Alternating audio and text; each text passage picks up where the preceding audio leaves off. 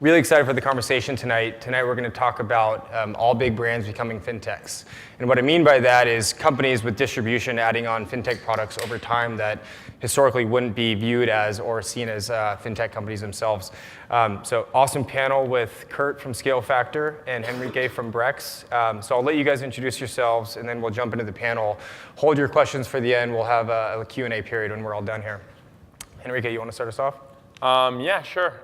Just so super quickly, I'm Henrique. I'm the CEO and founder of Brex. We do corporate credit card for startups. I'm Kurt Rathmann. I'm the founder and CEO of ScaleFactor, and we are an automated accounting and back office platform for SMBs. Awesome. So the first question actually isn't about fintech at all. It's about billboards. And I was wondering if anyone on the panel had a unique perspective on billboards. Actually, by show of hands, how many people have seen a Brex billboard in San Francisco?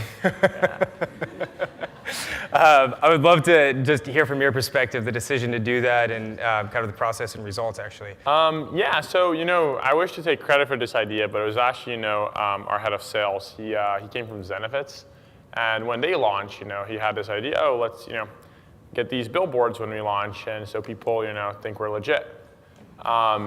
So he kind of was like, that seems like a good idea, and he showed me the budget. I didn't actually know how many billboards were in there, but it didn't seem that expensive, It was like, okay, billboard's expensive, but just for the launch. And then, when we launched, I started seeing Brex kind of everywhere, and I was like kind of surprised, honestly. I was like, wow, this is cool. And then, at that point, I kind of realized how cheap it kind of was by the amount of visibility we were getting. Like everyone we asked kind of like heard of Brex after billboards, and they all know, like the credit card for startups. Like, yeah, like the credit card for startups. And then, we realized that, and then looking at a lot of like other offline media opportunities that there is, because, Google, Facebook, and all these kind of like online advertising, they can prove ROI for you. They actually price that really, really, really high compared to like a per view basis. So we started looking for a lot of opportunities to do offline media that is, harder to measure, but at the same time cheaper. And we found a lot of like cool things that we've done over the years. Another example, and the way we measured this was by basically asking people like how you heard of Brex, and just counting that. So not very complicated. So another one that worked really well for us is like, I remember in the Forbes 30 Under 30 conference, we got this big bus that took people, from one point of the conference to the other, and it was all branded Brex kind of thing. And, it was like 10 grand, and everyone in the conference saw it. It was very targeted to our niche. So. Awesome. Cool. Thank you for sharing that. So back to fintech, and again, the topic tonight, all big brands becoming fintechs. And a few examples of that, Amazon with their lending business, Shopify with their lending business, Square with their lending business, companies that you wouldn't think about and say this is a financial institution. So you've both built SaaS businesses that happen to have financial products attached to them. So I'm wondering if you can talk a little bit about your business models and kind of the decision to get there and how you think about operating the business. Kurt, I'd love to start with you. Yeah, so I mean, taking a step back, the thing that we care about most is our customer journey and ultimately getting more real-time information to our customer. So as we think about that, everything we do is around getting real-time information, empowering them. And so, we really went from, the source of the information from the accounting standpoint, and that's really where we focused in the beginning and still focus primarily today. And then, are looking at how we power all the other sides of that as we go. So it's very much having this core, deep relationship with our customers is very important to our business. I think for us, we always, found this interesting that in financial services, you can always get a percentage of stuff. And we really like the percentages. So we thought about it, and like if we could say, hey, if we can give the software fee piece for free, the other people are charging for it, and then keep getting percentages of stuff, like that seems like a good business model. And it turns out that I think that a lot of software was built outside of the core financial products, when it should be built highly integrated with the core financial products. So when you do, for example, in our case, like expense management, integrative credit cards, I think we can create both a much better product experience and a more attractive business model because we give a percentage of what everybody spends and we don't have to charge anything for it. Awesome. And as I look across tech and fintech in particular, I think the best companies continue to add products. And I think Square is a great example of that, continuing to add products over time. Kurt, I know you guys have done that a ton. How do you think about adding new products to serve your customers better? Yeah, so I mean, going back to the customer journey, that's kind of the first pillar of kind of conversation. And then, really after that, for us, there's kind of three elements that we look at. Number one is, given our customer base, what is this new product, what does it apply to? Is it 100% of the base? Is it 20%? And that's keeping in mind what our customer base is today and where we're headed. The next thing is just, can we generate revenue from it? And I think that's the not a core reason we always will generate a new product, but certainly a reason. We do love revenue, and trying to figure out how to expand our relationship with the customer is just a very, very core aspect of what we do. And then lastly, and probably the primary one, is just the products standpoint.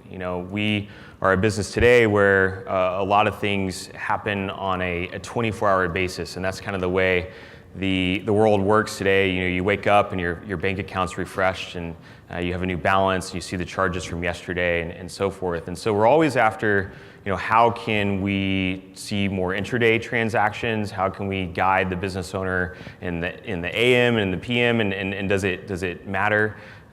So it's kind of these three pillars, and what rises to the top are items that we have a lot of discussion about. How do you think about it? The way we think about it is, I think a lot of fintech has a very similar story in the sense that, they find like one good product, and that product, has product market fit, and they're getting a bunch of users, and everyone, kind of has the story where they're going to add multiple products and like cross-sell for a current, user base. And with that, I think not all of those are created equal, in the sense that it's not obvious that everyone will be able to cross-sell every single product that they build within their base, right? I think that the way to look at it are two. One, companies that the products are more recurring use are easier to cross-sell, because if you open, this app every day, or you open this thing every day, it's easier to, to put other stuff there, versus like, one-time loans, for example, that, you take a loan and maybe you take a loan again 12 months from now. And the second thing, I think, when you're thinking about the order that you should build these new products, and I went back and forth with this in my head a lot, but I think that you should build first the products that will get you more users, not necessarily will increase the most the lifetime value out of your customer from day one. Because I think that, there's a long growth, like getting there's a lot of fintech companies now going after the same set of customers.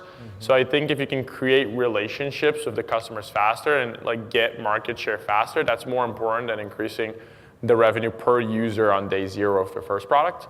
So I would think about it in the way of like, which products can I build that will actually increase my user base dramatically, not necessarily if they are the products that will generate the most revenue from your current user base. And so to push on that, the next question is, when you decide to kind of build versus partner with somebody else, and how do you think about that trade-off? The way we think about it is we're pretty kind of, we have in engineering, have this thing called NIH, it's like NIHS, which is like not invented here syndrome. So we're a very severe case of that. We basically like building everything ourselves. And the reason for that is we believe that a lot of it's very hard to integrate stuff in fintech. Like it's not, if you don't build it from scratch, it's hard to fully integrate it into your systems, and make it fully available for your customers and create differentiation in the product. So we try to build a lot of things ourselves. Things that we wouldn't build ourselves were, things that we would have to, it's a completely separate business that we think about having it 5 years from now, but it's not a priority in the next 2 or 3 years. But we try to operate in as a lead gen more than we try to integrate into the product. Right. Kurt, we've talked about this a lot. How do you guys think about it? Yeah, so I mean, this is a constant kind of push and pull of focus, right? So especially in the accounting space, when you look at the entire back office, there's so many areas you can get involved with. And I love the acronym you guys use. I mean, we're very much the same. We like to build stuff ourselves. It's our own. We completely control that experience. But I think the thing that we've had to get really good at is just really understand where we're headed and what's important to our core product and our core customer experience, and then what are the things that we're going to really leverage other companies for. And I think we've gotten good at it. You know, there's areas and aspects of the back office where, you know, we look for a really great partner that upholds kind of the standard of the customer experience like we do. But we look at them and say, we're glad you're in that business and we aren't. And you know, that's, you know, with some success of doing that, it's the integrate versus buy question, and it's probably something that happens every day. But it's just really kind of being honest with yourself of, you know, where are we headed. And so I would definitely agree with that. Oh, I have another thought on this. Just remembered. So I think that when we choose to do it ourselves is when by doing it ourselves, both products become better. So if it's like, if I do it myself and the product is exactly the same as the competition, we wouldn't do it. But if I do it myself and both my main product and this product would be better because, you know, they're tightly integrated, then we would build it ourselves. It's more about building the ecosystem than anything else. Yeah. So banks have been using data to cross-sell products and also underwrite their existing products much better for a very long time. And we're starting to see that in tech. Again, Amazon and Shopify are two great examples of that using merchant data. And you both have existing products and have thought about financial products on top of that. How do you guys think about that data exhaust to kind of power the financial products? And Henrique, I'd love to start with you. I think that if you try to ingest the same type of data that the banks have and try to make better decisions based on that, it's not a really strong path. But I think if you can generate that data in a better way, it actually is a very strong competitive advantage. And I'll elaborate on that with a Brex example. So one of the things we realized, you know, when we started Brex is that you look at your credit card statement and you see all that, you know, weird stuff that comes there.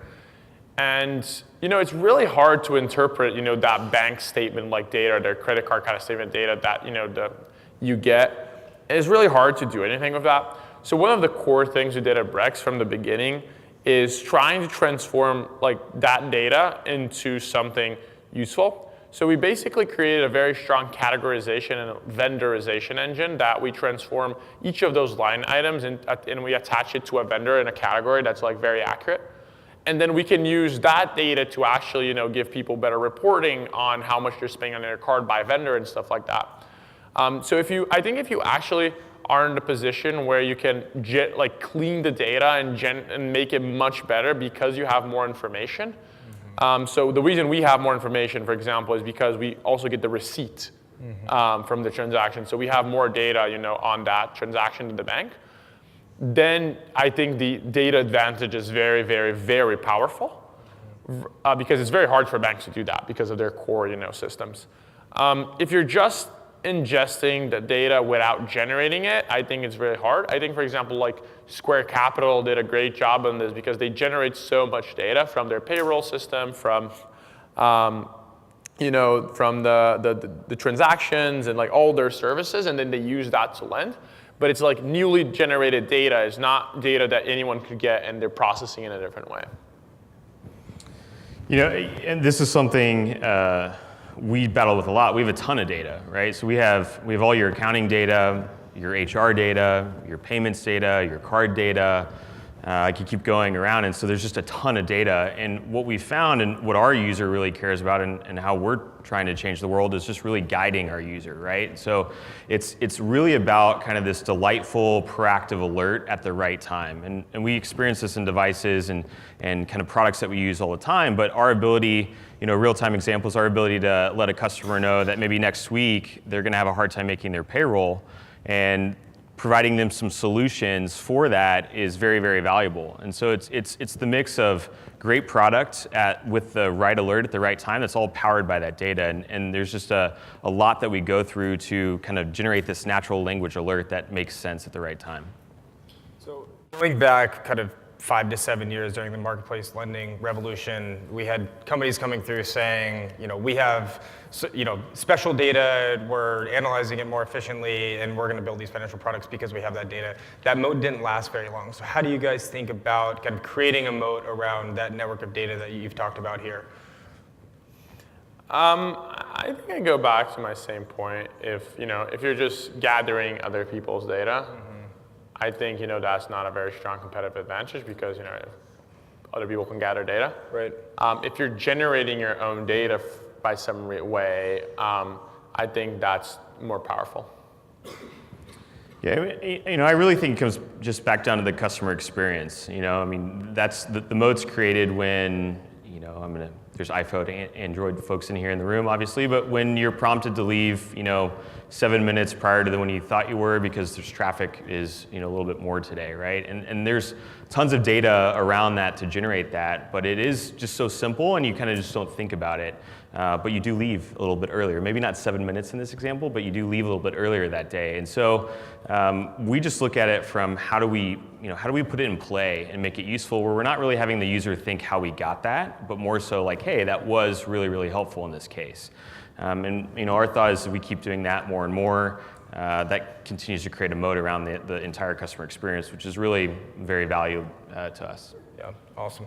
So going back to partners for a second, ScaleFactor, you've partnered with folks like Gusto and Brex, folks like Sutton Bank. A lot of folks need those partnerships to become fintechs, with all big brands becoming fintechs. Can you talk a little bit about that process for founders in the room that may be thinking about going that route as well? So I think a better example for us of a partnership would be maybe First Republic Bank. Okay. So we partner with First Republic Bank really, really early on. So a lot of their new tech accounts, they offer a Brex card. So I don't know if someone here got offered a Brex card by First Republic, but I think that knowing how to talk with banks and big companies is like a skill. Mm-hmm. And you kind of which is not, at least it wasn't obvious for me. Maybe it's obvious for some of you, but for me, it was this whole new science of how to do it. And having someone in your team that has experience of that is really, really helpful. So our CFO, was our second hire at Brex, and he had a lot of experience partnering with banks because of the capital markets experience. So it doesn't need to be directly credit card partnerships, but just knowing how to deal with that is very, very helpful. Did you guys hire a compliance officer as well? Yeah, our third hire was then our general counsel. Okay. So. For us, so partnerships are really core to the business, and I think, as we continue forth, I mean, one thing is, that we do, or one thing that we do over-index for is just, do we like each other?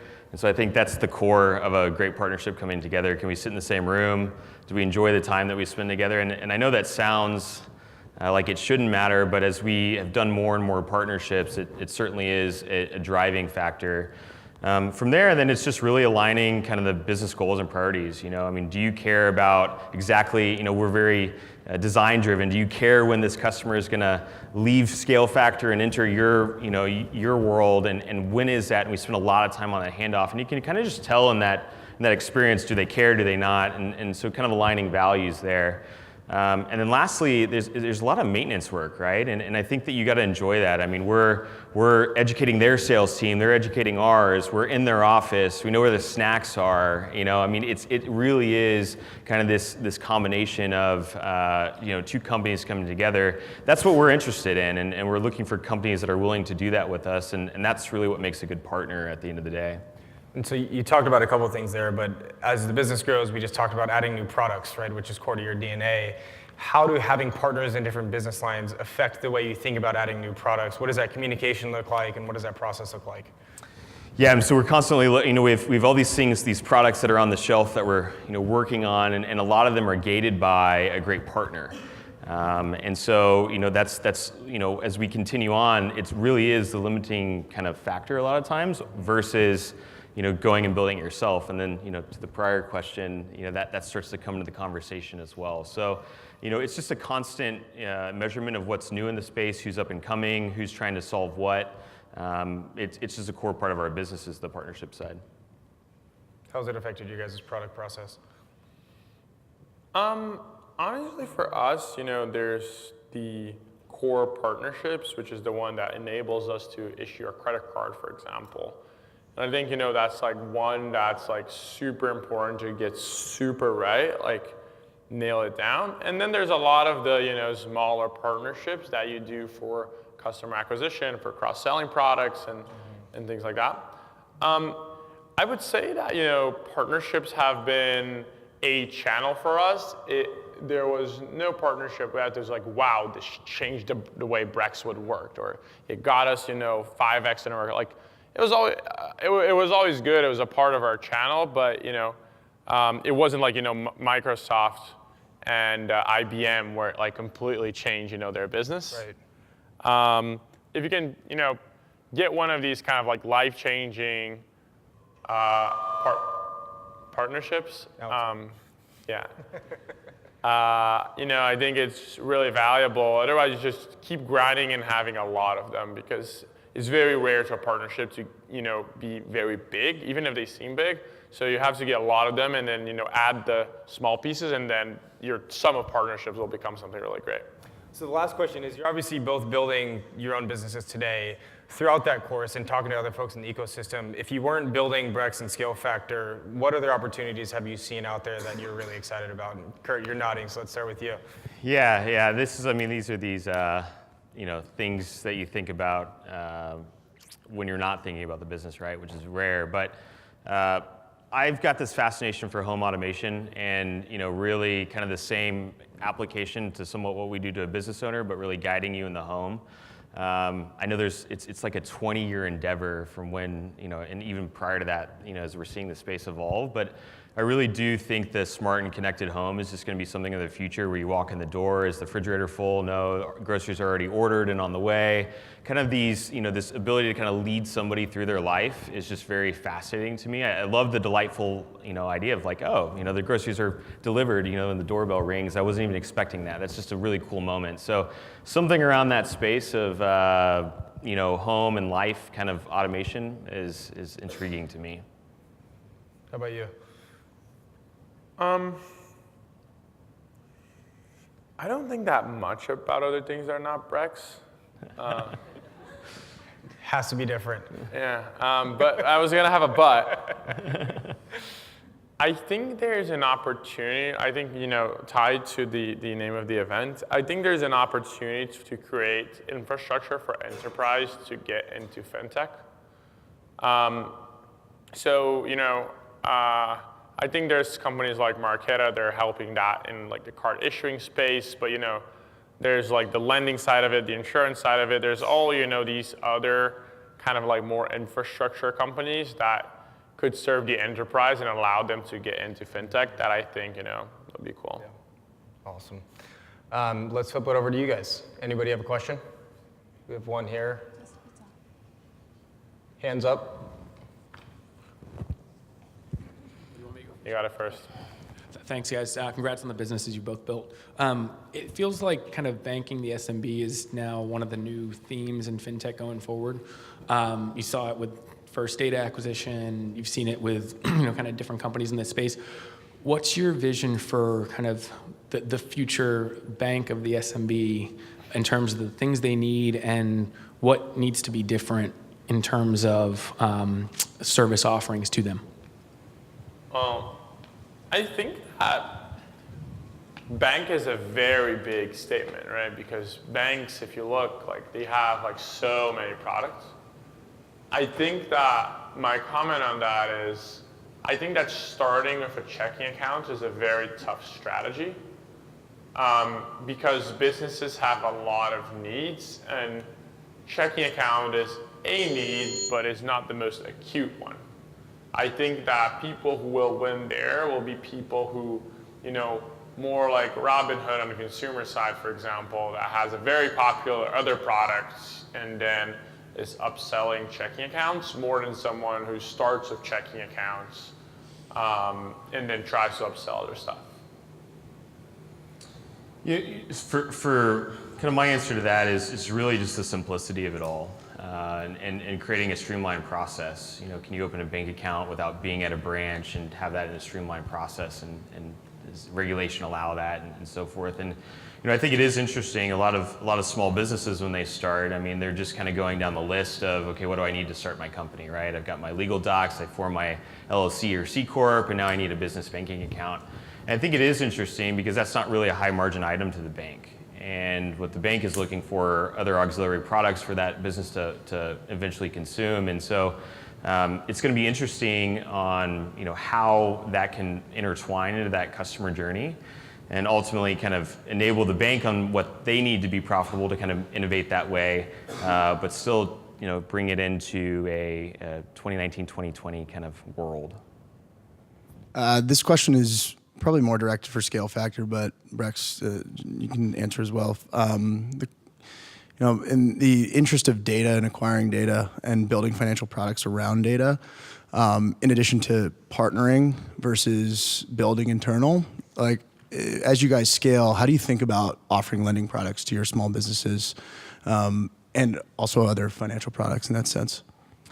Yeah, so I mean, it's something that's definitely on our mind, right? I mean, we have this immense amount of example is if a customer says, hey, I need $10,000 to make payroll, we can actually say, no, you need $5,600 to make payroll, and that'll be, we'll help you pay that back over something that your business can, really afford to do.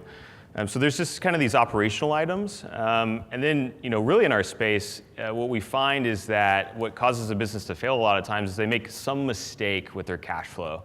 A lot of times a simple example is they buy too much inventory or something like that. And they're trying to turn this inventory back into cash, and then they need to hire this person, and it kind of just starts to snowball, right? And so if we can see their history over multiple years of either being a customer or validated that data of what it is, then we're in a position to help them kind of right that operational wrong and get back on track. And so there's just numerous examples of that in our entire customer journey. And we even churn customers, unfortunately, because they go out of business at points in time. And what's exciting is, is there a way to kind of even curve that, which is really our ultimate mission, to have more small businesses thrive in the US and beyond.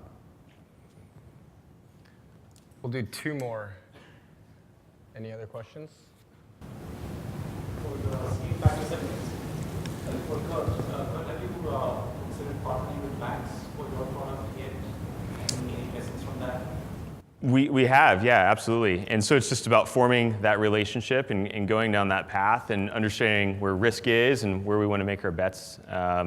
But there's just a lot of aspects of kind of helping the fund flow of the small business. And previously, it's there's a lot of data that's just not available in a holistic manner, right? You might have transactional data from a bank statement, and yes, that's cash flow data on the business, of course, right? But do you get to see really what suppliers are paying quick and not, who owes whom money? Do they log in every day? Do they log in once a week or maybe once a year? And kind of the metadata around our platform too can help us really understand what kind of business owner you might be, how focused you are on this, and whom in your business is. So there's just a lot that we're looking at in that space. And banks all across the country from a partnership standpoint of lead referrals or people that we partner with today, but we're certainly looking into it. Both of you mentioned that you like to build software in-house. How do you think about when you're rolling out new products, kind of thinking about the product market fit versus whether this product going to be successful before kind of putting in all the investment to build something in-house? So a good thing about B2B is that you can ask your customer, and the answer will be pretty telling.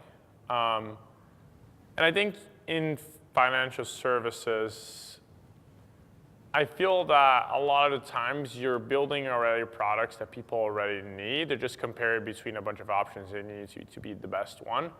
Versus, in consumer or other markets, sometimes you don't even know if they need that or not. And or even in SaaS, you're trying to automate this piece or automate that piece that you don't know if it generates value a lot. But in fintech at least, a lot of things I see, like you're doing like lending or cards or checking accounts or there's all these financial products, like they exist for a long time. People need it. The thing is, do you have an edge to make them better for a set of the population? And you can ask them, and if you can do some research and very quickly arrive. For Brex, for example, we were in YC when we started, and we asked a bunch of YC companies, hey, what do you use this? And like, would this be better? Would this be worse, et cetera? And they were pretty straightforward of us and told us, and big chunk of YC uses it today, so. Our strategies so we started bootstrapped for the first couple of years. We didn't have any investment. We were fully funded ourselves. And so that mentality is still something that we bring into the business today. Eventually it will break, but what we do is we sell it first. So we'll try something out. We'll get it in front of a small group of our sales team, and we'll talk to the customer, and we learn a lot through that sales process. We refine it. And then we close the deal, and that's always the fun moment. If you've been from this perspective, everybody in the room that moment of, okay, now we got to deliver this, right? And so we have that ceremony. We go out to dinner normally, and we kind of look at each other and figure out how we're going to build it, and what's the timeline, and how we're going to handle the customer through this process, and how are we going to enable them to be raving fans of what we're ultimately going to build for them. So. We just got in the habit, we really don't build much that we haven't sold. And so we've got revenue coming in before we even really start on the dev process. Awesome. I hope that mentality never changes, by the way. Well, thank you all for being here. Thank you again to Lending Club and the entire team, and appreciate you guys joining us. So give them a round of applause. Thank you.